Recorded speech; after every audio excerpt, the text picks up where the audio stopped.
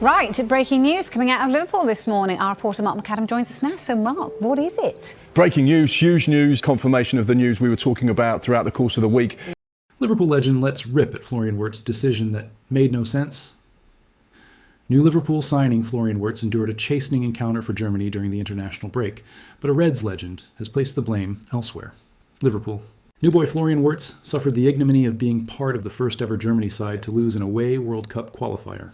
He was handed an underwhelming 5-10 score as Slovakia engineered a 2-0 victory.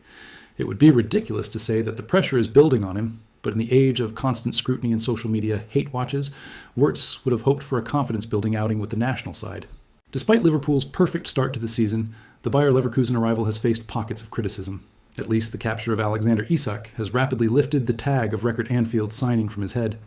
But with the likes of Gary, Lineker and Alan Shearer already questioning whether Wirtz is unbalancing the team, a reminder of his star quality would be timely. A look at some of the big names of the past provides a stark illustration of how much the football landscape has changed. Didier Drogba arrived at Chelsea for a record fee in 2004. In his first 5 seasons, he scored 10, 12, 20, 8, and 5 Premier League goals. Now revered as a legend at Stamford Bridge, he likely would have been hounded out in the modern era.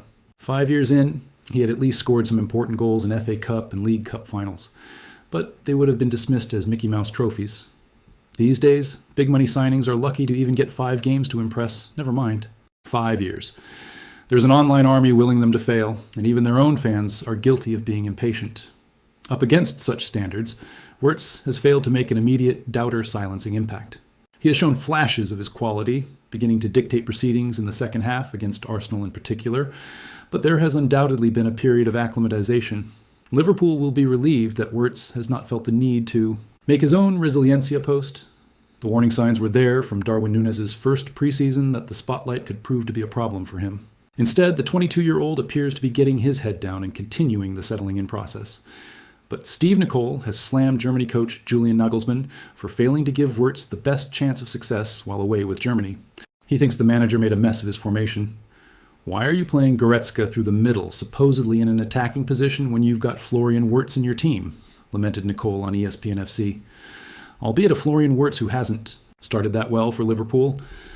But why are you putting him out on the left? You had to have known coming into this game that you were going to have 70% of the ball. So why are you playing somebody like Goretzka as an attacking midfielder?